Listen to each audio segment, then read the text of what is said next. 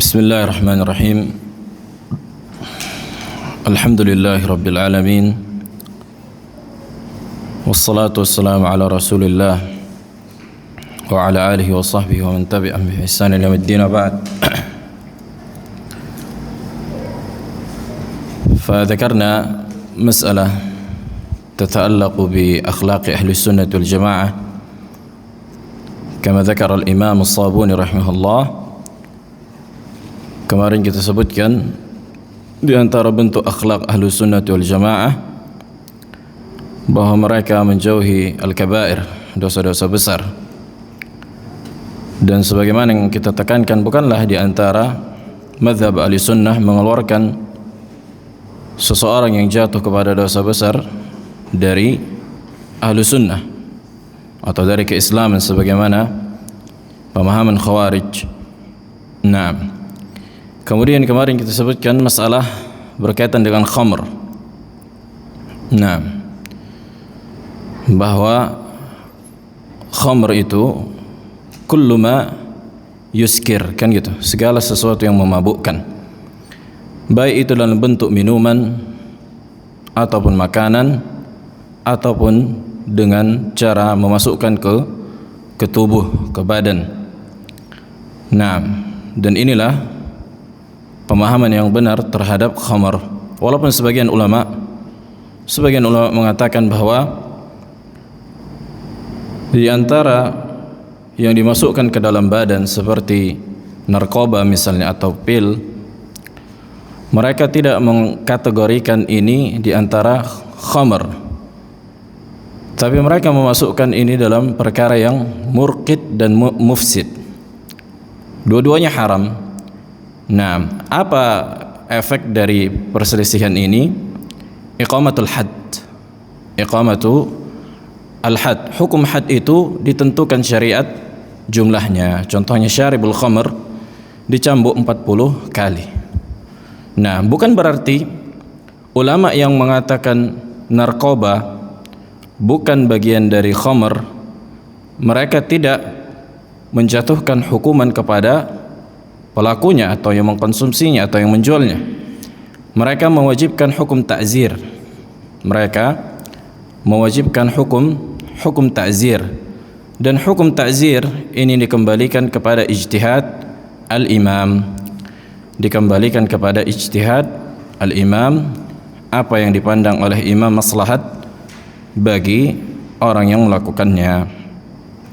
Nah, lakin as-sahih, yang benar, bahwa narkoba segala macam bentuk variannya, baik itu dengan cara dikonsumsi dengan pil atau disuntik atau dengan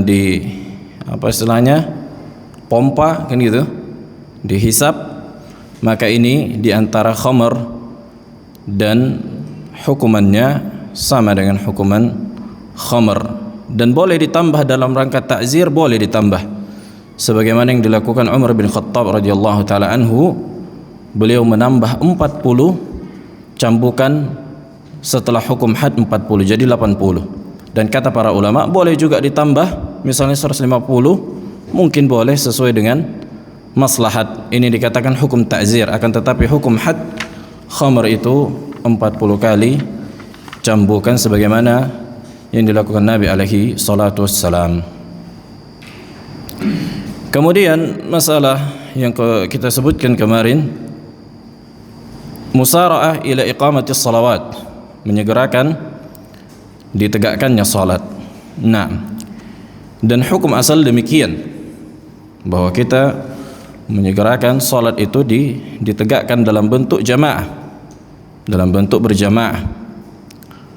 Nah, dan boleh diakhirkan apabila ada maslahat, sebagaimana yang disebutkan di riwayat Bukhari bahwa Nabi SAW mengakhirkan salat zuhur sampai dekat salat asar karena lisyiddati al-hararah, saking panasnya cuaca, liwujudil masyaqqah, karena ada masyaqqah yang berat, dan ini sekali-sekali.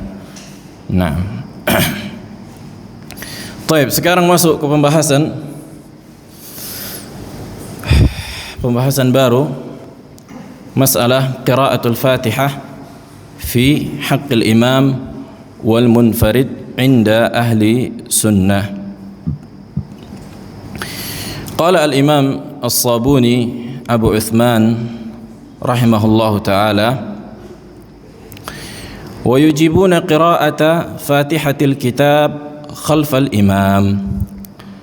Dan ahlu sunnah wal jamaah, walaupun ini masalah fiqhiyah, akan tetapi beliau masukkan dalam perkara akidah. Nah, karena mungkin di zaman itu ada yang menyelisihi ahlu sunnah dalam perkara ini, makanya para ulama memasukkan sebagian permasalahan fiqhiyah dalam kitab akidah, karena ahlul bid'ah menyelisihi ahlu sunnah pada perkara itu. Contohnya seperti mengusap khuf, al-mash alal khuffain, mengusap khuf. Nah, maka ini al-Imam Al-Barbahari rahimahullah memasukkan dalam kitab Syarhus Sunnah, karena Khawarij memandang ini enggak berlaku gitu. Begitu juga dengan Syiah. Nah, mungkin sekarang bisa jadi kita buat kitab akidah dan kita masukkan di antara akidah ahlu sunnah mengucapkan amin ketika imam mengucapkan amin. Kenapa? Karena orang-orang Syiah, orang-orang yang di Yaman, orang-orang Houthi itu tidak mau mengucapkan amin. Ini seolah-olah menjadi ciri khas ahlu sunnah wal jamaah. Nah, begitu juga mungkin bisa jadi kita masukkan masalah dham al-yadain fil qiyam, yakni bersedekap, bisa jadi. Karena ini menjadi ciri khas ahlu sunnah, ciri khas ahlu sunnah, kan gitu. Karena orang-orang Syiah ketika sholat mereka tidak bersedekap. Begitu juga dengan orang-orang Ibadiyah yang ada di Oman, itu mereka tidak bersedekap. Nah, jadi bisa jadi ada sebagian masalah fiqhiyah yang menjadi ciri khas ahlul bid'ah. Nah, walaupun masalah ini kembali ke hukum fikih, kan gitu. Tapi kenapa dihubungkan dengan masalah akidah? Karena ini menjadi ciri khas mereka. Taib. Faqaulu rahimahullah, wajibnya qiraatul Fatihatil kitab khalfal imam. Yang pertama,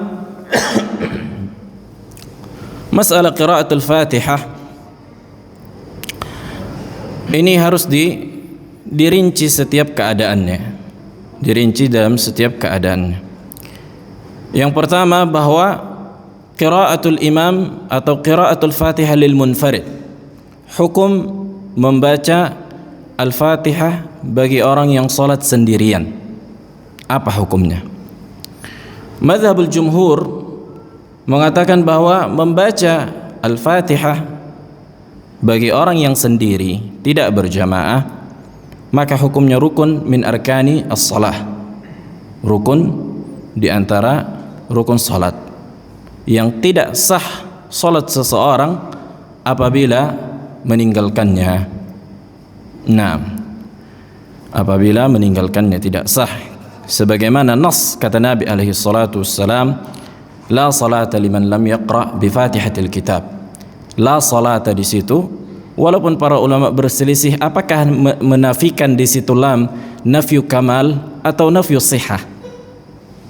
Nah, apakah tidak sempurna atau tidak sah? Nah, maka yang benar tidak sah. Dan mazhab Abu Hanifah rahimahullah menyelisihi jumhur dalam perkara ini. Nah, mereka tidak mengatakan rukun.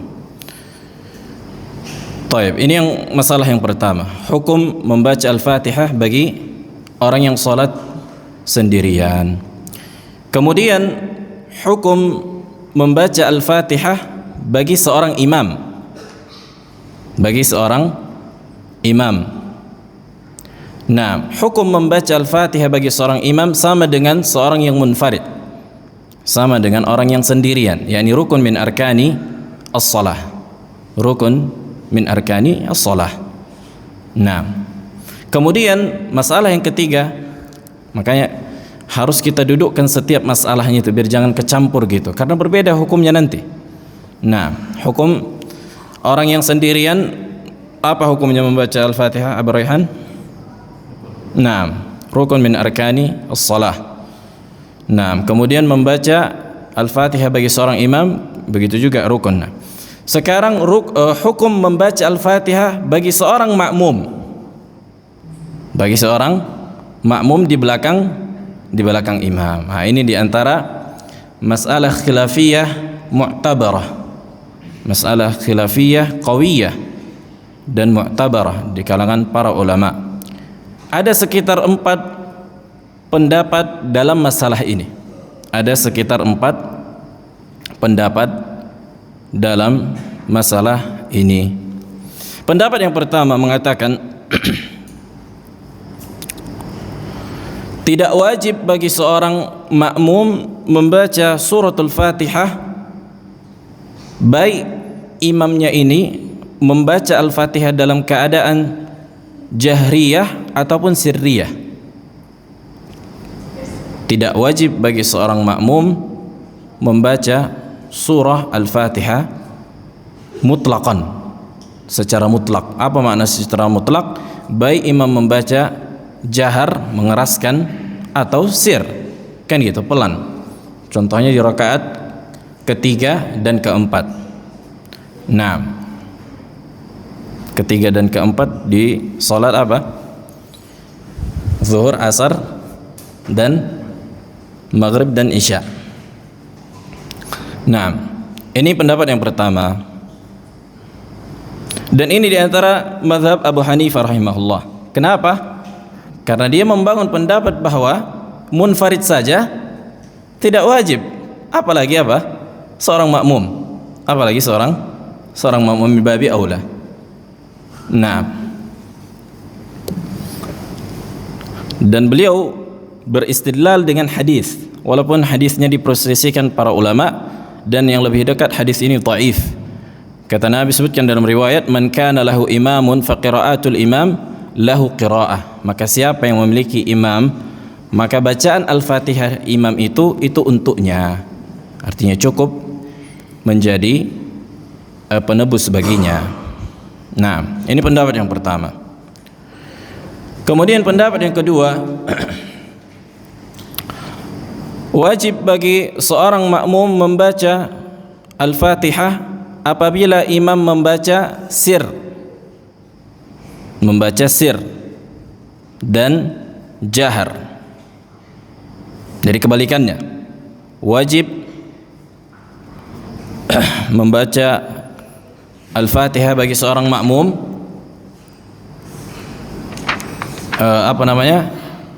Naam, tajib fi sirriyah duna jahriyah, afwan. Naam, annahu tajib fi sirriyah wal jahriyah.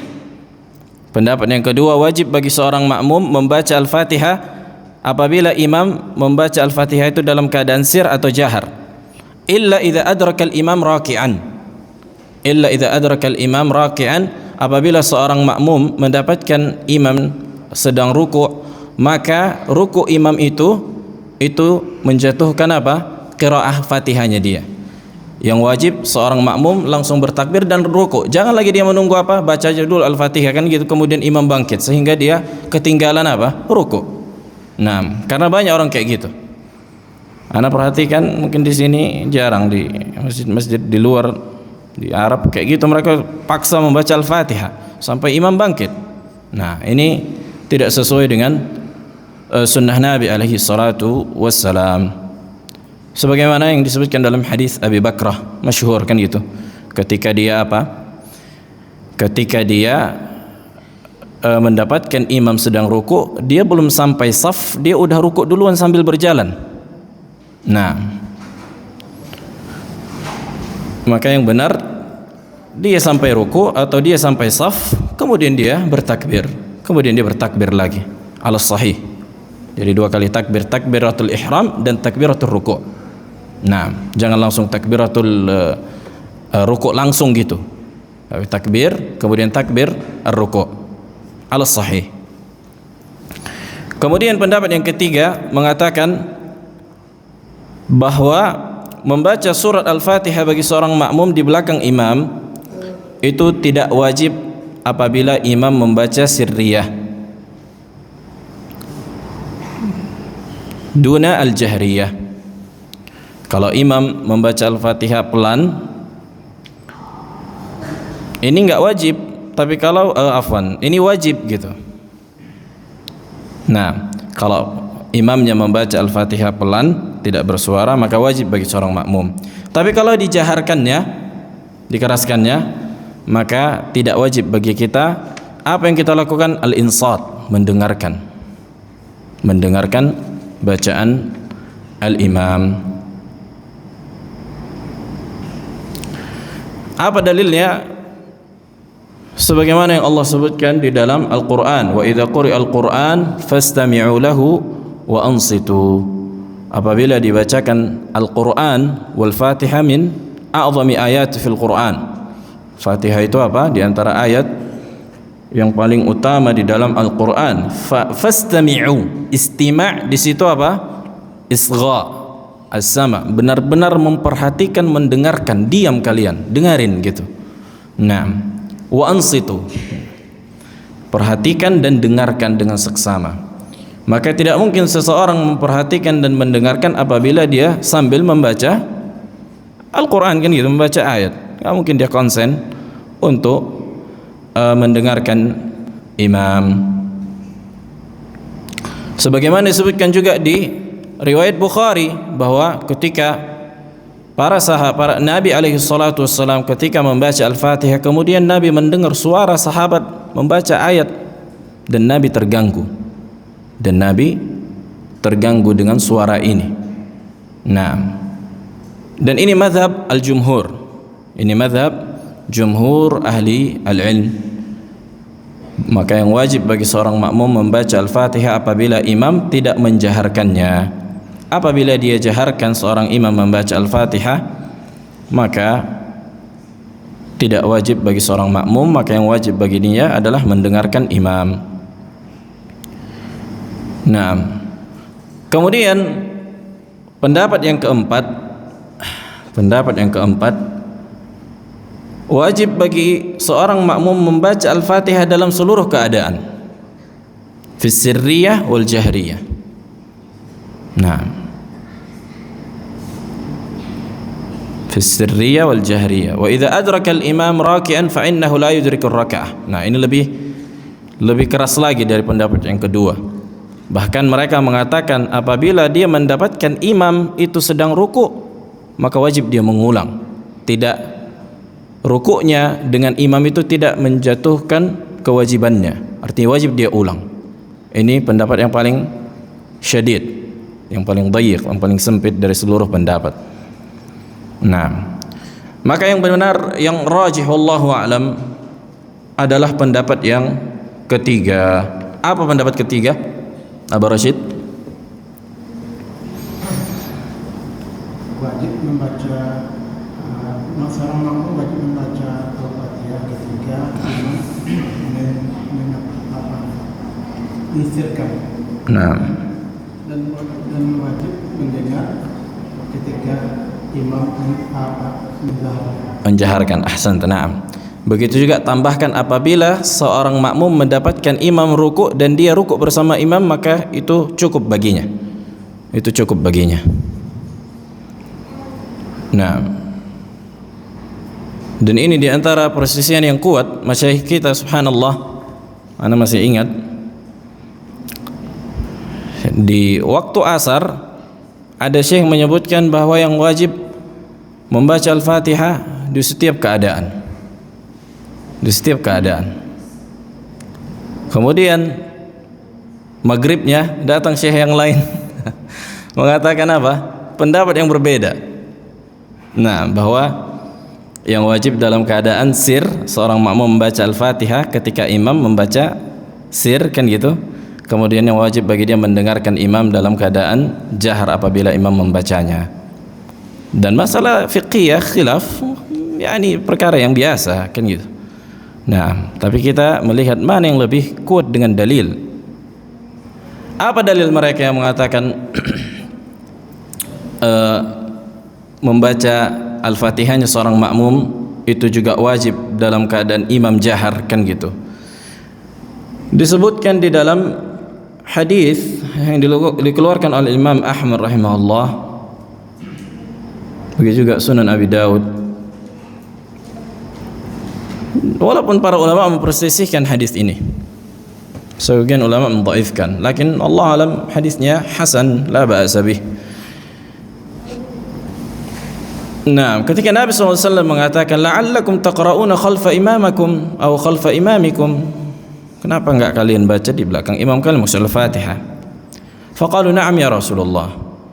Para sahabat mengatakan kita baca ya Rasulullah. Qala la taf'alu illa bi ummil Qur'an. Jangan kalian baca apapun kecuali Al-Fatihah. Fa innahu la salata liman lam yaqra' biha. Naam.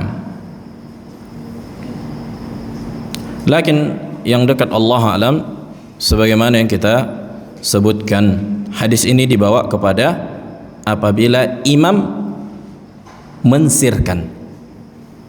Jadi kita menafsirkan hadis ini yang mengatakan tidak wajib bagi seorang makmum membaca Al-Fatihah apabila imam mensirkan, kita bawa hadis ini ke situ. Apabila dia apabila dia menjaharkan tidak wajib, afwan. Kalau dia mensirkan, imam membaca dengan tidak bersuara, maka wajib bagi seorang makmum membacanya. Nah, gimana Ustadz Taimullah? Gimana pendapat antum? Mana yang lebih dekat?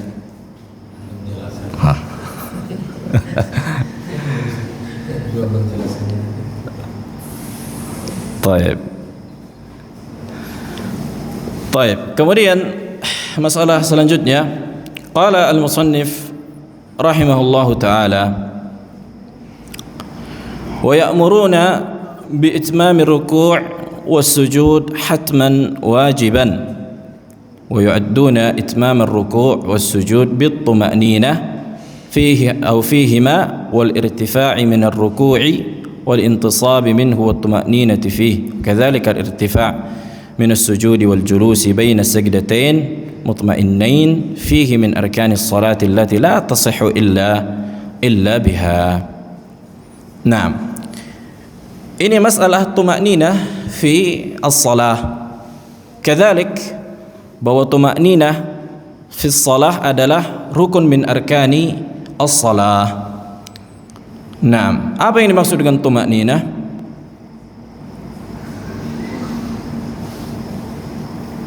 Aba Ayub, berhenti sejenak. Naam, ahsant.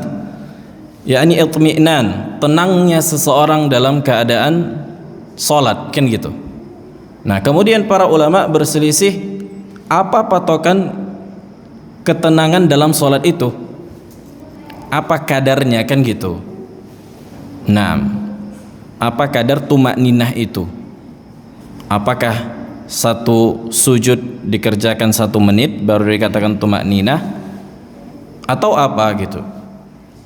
Wala'alla al-aqrab, maka yang lebih dekat wallahu a'lam bahwa tumakninah itu tenangnya seseorang membaca apa yang wajib dia baca dari zikir-zikir di dalam salat, dan paling sedikit itu 1 tasbih.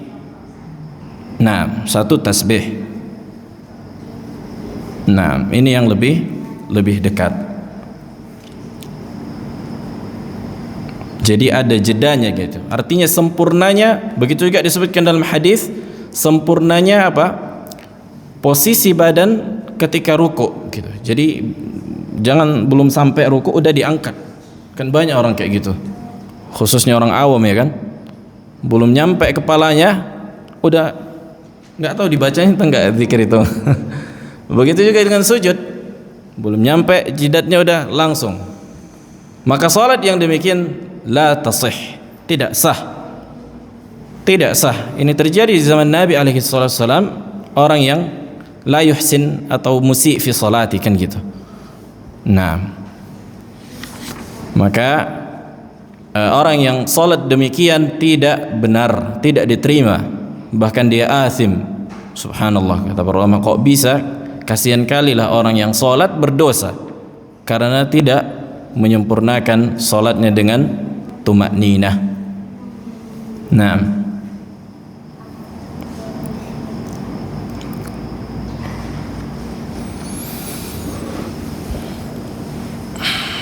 sebagaimana yang terjadi zaman sahabat, kan gitu. Kata Nabi, irji fa shalli fa innaka lam tusalli. Ulangi salatmu salat lagi karena engkau seolah-olah belum salat. Nah, dia ulangi lagi kayak gitu, patok-patok ayam. Enggak, dia sempurnakan tumakninahnya. 3 kali Nabi suruh mengulangi salatnya, menunjukkan orang yang selama salatnya demikian walaupun 1000 kali dia salat tidak diterima oleh Allah. Ini bahayanya apa?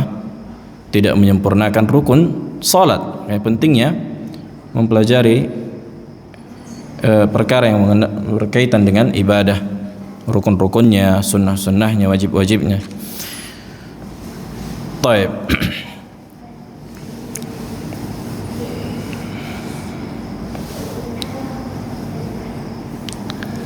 Qala al-musannif rahimahullah, berkata Imam As-Sabuni, wa yatawasawna biqiyamil lail lis-salati ba'dal manam wa bisilatil arham wa ifsya'is salam wa it'amit ta'am والرحمة على الفقراء والمساكين والأيتام والاهتمام بأمور المسلمين والتعفف في كل مأكل والمشرب والمنكح والملبس والسعي بالخيرات والأمر بالمعروف والنهي عن المنكر والبدار إلى فعل الخيرات أجمع واتقاء سوء عاقبة الطمع ويتواصون بالحق والصبر. Berkata Imam As-Sabuni, di antara akhlak ahli sunnah, kata beliau, mereka senantiasa saling mewasiatkan untuk salat malam setelah tidur. Nah, dan hukum qiyamul lail sunnah muakkadah atau sunnah yang ditekankan, kan gitu. Dan wajib bagi Nabi alaihi salatu wasallam ala sahih. Nah, wa bisilatil arham, dan afwan, boleh juga dikerjakan salat malam itu sebelum tidur. Bolehnya mengerjakan salat malam sebelum tidur apabila kita yakin enggak kebangun nih, kan gitu. Atau kita berat nih untuk bangun, udahlah salat sekarang, enggak apa-apa, silahkan salat sebelum tidur. Artinya jangan ditinggalkan sebelum tidur dan sesudah tidur dua-dua, kan gitu. Maka biasakan salat sebelum tidur, la ba'as. Setelah salat isya, kan gitu, boleh seseorang mengerjakan salat malam sebelum tidur. Sebagaimana salat tarawih. Salat tarawih itu qiyamul lail. Nah, itu diantara qiyamul lail. Tapi lebih afdal setelah tidur dan di sepertiga malam terakhir. Kenapa? Kenapa Abu Raihan? Kita sebutkan kemarin. Di antara kata Imam As-Sabuni, wa min da'bis salaf, dan kebiasaan salaf itu apa? Mengerjakan salat malam di sepertiga malam terakhir setelah mereka tidur. Ini la syak, ini yang lebih utama dan ini yang biasa dilakukan Nabi. Kenapa Abu Darda? Karena Allah turun di waktu itu. Ayo, kenapa Allah turun di waktu itu? Ayo, ahsanta, yani awqatul mustajabah, kan gitu. Waktu-waktu mustajabah. Dan salat itu diantara doa. Seorang yang salat di dalam Al-Fatihah itu diantara doa. Nah, jadi waktu berpotensinya lebih diijabahnya ibadah seseorang itu di waktu itu. Makanya salaf lebih mengutamakan waktu itu untuk mengerjakan qiyamul lail. Tapi kalau kita enggak mampu, misalnya berat atau di awal, kan enggak apa-apa kita salat sebelum tidur. Wa bisilatil arham, kata beliau, dan menyambung silaturrahim. Ini juga di antara akhlak salaf, subhanallah. Nah, maka ini yang banyak terjadi kesalahan di antara ikhwah, kan gitu. Saling menghajar di antara saudara. Nah, wa ifsya'i as-salam, dan saling menyebarkan salam. Makanya orang awam agak aneh bagi mereka salam, kan gitu. Khususnya orang awam, apa yang salam? Masuk. Kalau kita di Arab itu di angkot, assalamualaikum. Masuk angkot. Di Yaman, kalau orang awam salam, nggak ada uang kecil pula katanya. Ada cerita kawan kayak gitu kan. Begitu dia salam, assalamualaikum. Ya, dia kira minta sidokah Dia bilang nggak ada uang kecil. Bukan dijawabnya salah. Dia bilang nggak ada uang kecil. Nah, subhanallah, gharib. Khususnya Indonesia gharib. Kalau kita di Arab, orang awam pun itu salam biasa itu. Masuk angkot, masuk lift, masuk restoran, rumah makan. Nah, khususnya orang-orang ahlu sunnah, orang-orang salafiyin, tulabul ilm biasa. Nah, wa it'ami at-ta'am, wa it'ami at-ta'am, dan memberi makanan. Nah, ini diantara fadilah, kan gitu. Di antara fadilah sebagaimana disebutkan dalam hadis di Musnad Imam Ahmad, dan hadisnya la ba'sa bihi walaupun sebagian ulama mendhaifkan. Naam. Ya ayuhan nas ufshush salam wa at'imut ta'am wa sallu bil lail wan nasu niyam tadkhulul jannah bis salam. Naam. Wahai manusia, kata Nabi alaihi wasallam, sebarkanlah salam, maka berikanlah manusia makanan, maka salatlah kalian di waktu malam dan manusia lagi tidur, sehingga kalian masuk surga dalam keadaan selamat. Nah,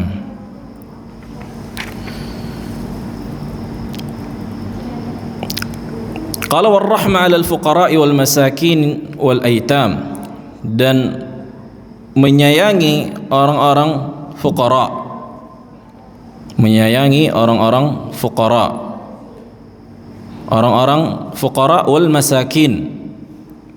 Naam. Al-faqir, apa patokan al-faqir? Huwal muttar, kan gitu. Naam, alladzi la yajid qut yaumih.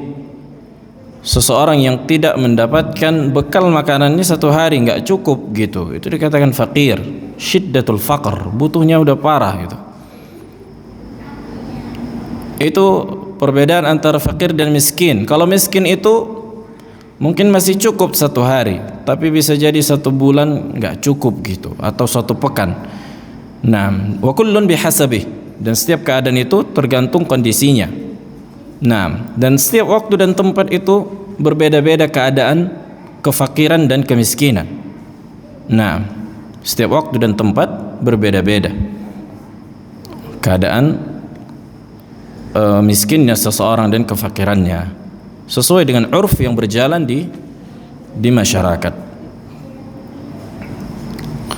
Wal aitam, al aitam jamak dari yatim, kan gitu. Nah, orang yang yatim, huwa man mata abuhu wa lam yablugh. Siapa yang meninggal ayahnya dan dia belum baligh, belum sampai sinnul bulugh. Nah, dia belum baligh, maka dikatakan yatim. Adapun udah berewoan, udah umur 25, maka tidak dikatakan lagi yatim, kan gitu, walaupun ayahnya sudah enggak ada. Nah, maka ini diantara akhlak karimah.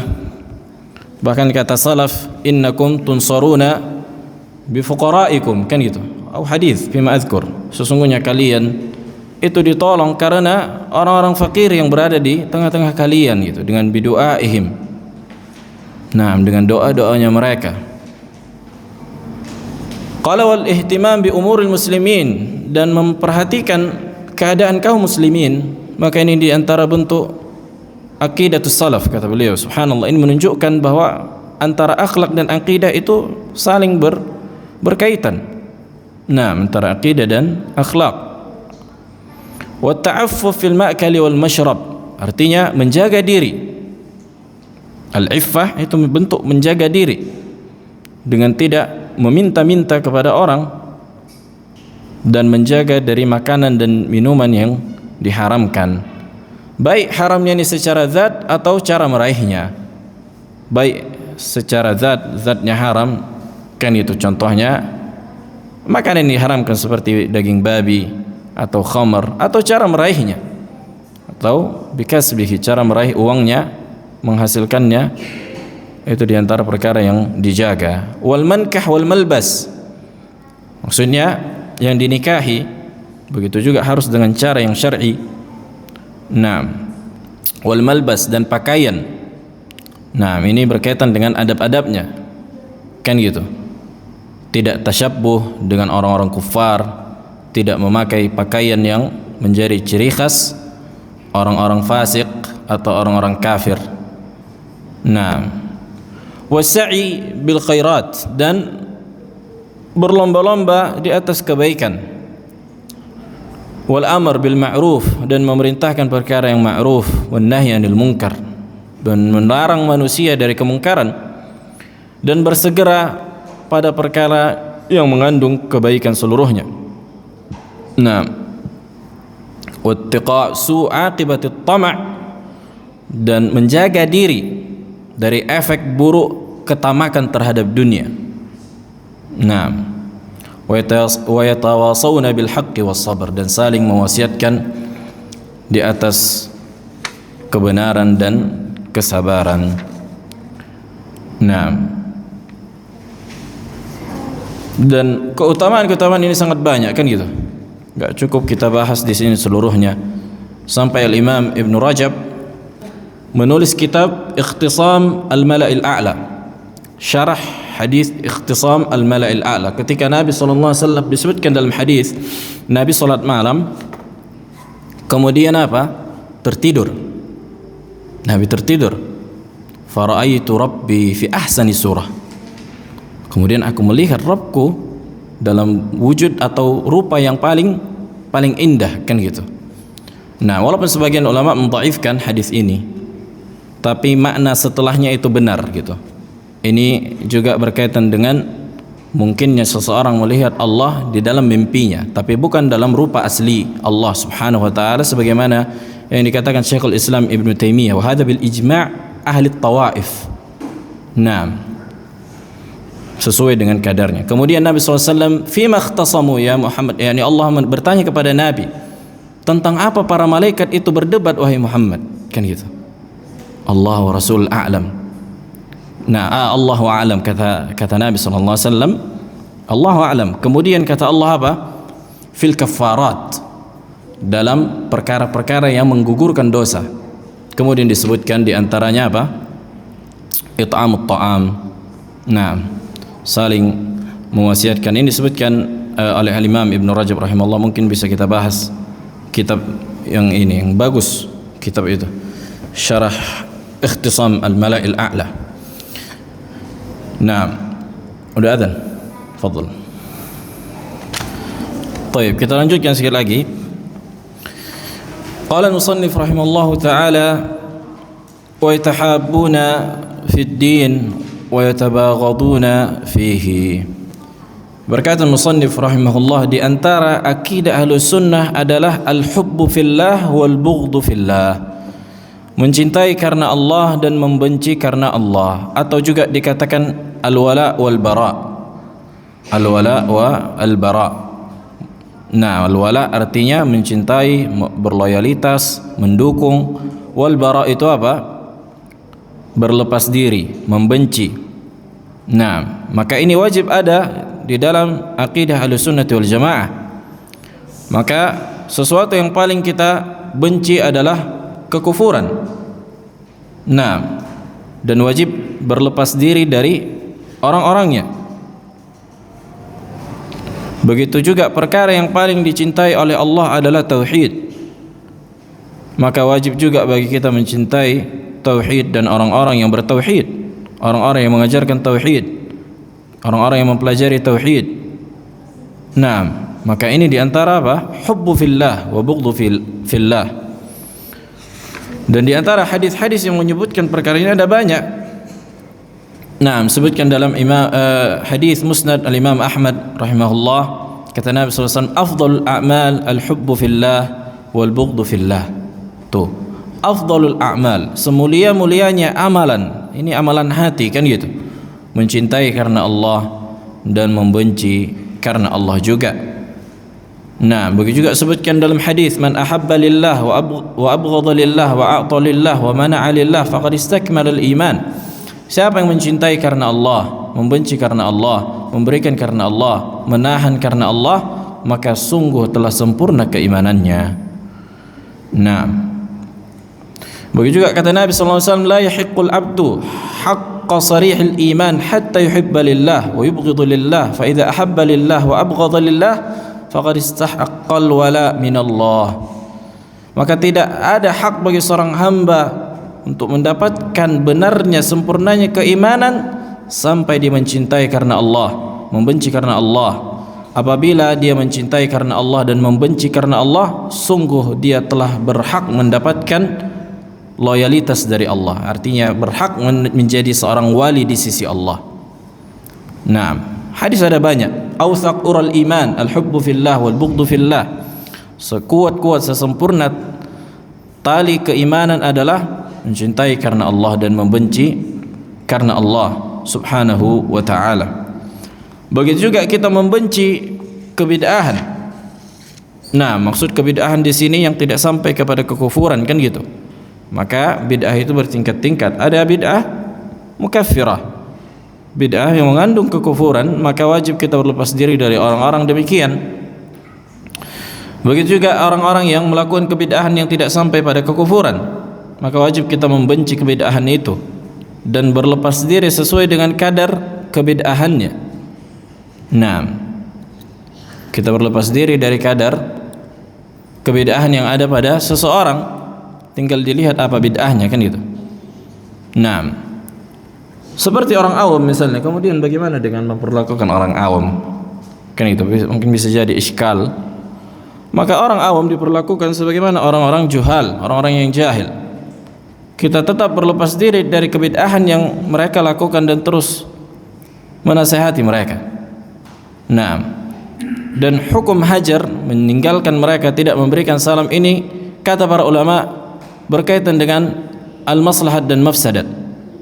Nah, karena at-tahjir atau hajar itu, kata beliau, kata para ulama, ini ingin memperbaiki seseorang, ingin memperbaiki keadaan seseorang, kan gitu. Kalau dengan menghajar dia malah membuat keadaan dia semakin buruk, makin murka dia sama ahlu sunnah, maka yang maslahat bukan dengan menghajar dia. Nah, akan tetapi dengan menasihatinya, kan gitu, dengan menasihatinya.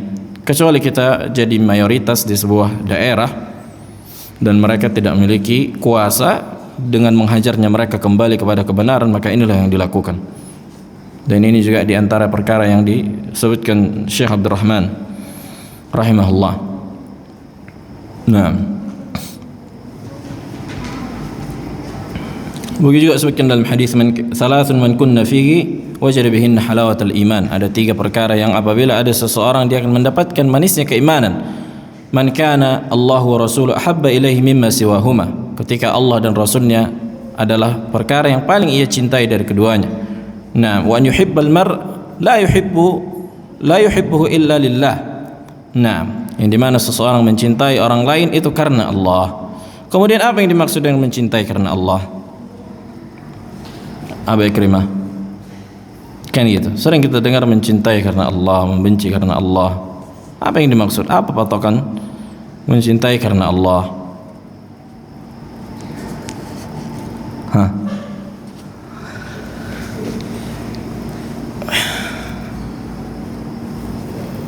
Sebagaimana kita sebutkan, mencintai karena Allah maksudnya karena seseorang tadi bertauhid, kan gitu. Karena dia seorang yang bertauhid, seorang menjaga hukum-hukum Allah, hududullah. Nah, itulah yang dimaksud mengaplikasinya, karena dia orang yang baik, orang yang soleh gitu. Ini yang wajib kita cintai gitu. Nah, karena dia seorang yang mentauhidkan Allah, inilah kita cintai. Bukan karena tendensi pribadi, kan gitu. Nah, karena dia seorang muslim gitu, seorang yang bertauhid. Ada pun masalah pribadi ini bukan di sini pembahasannya. Nah, ada pertanyaan, fi soal. Ada faedah, Ustaz kita.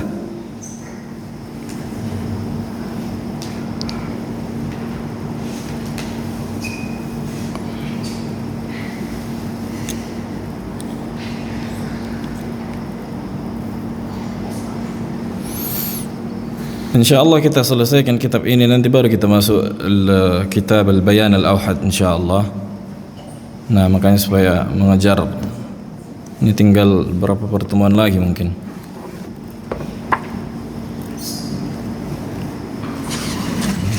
Sekitar sekitar 3 atau sepekan lagi. Enggak sampai.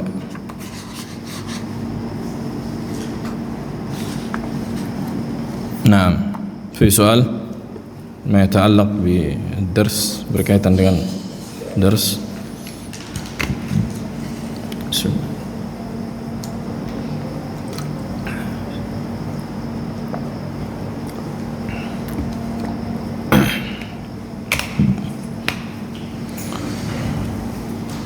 نعم خلاص. سبحانك اللهم وبحمدك اشهد ان لا اله الا انت استغفرك.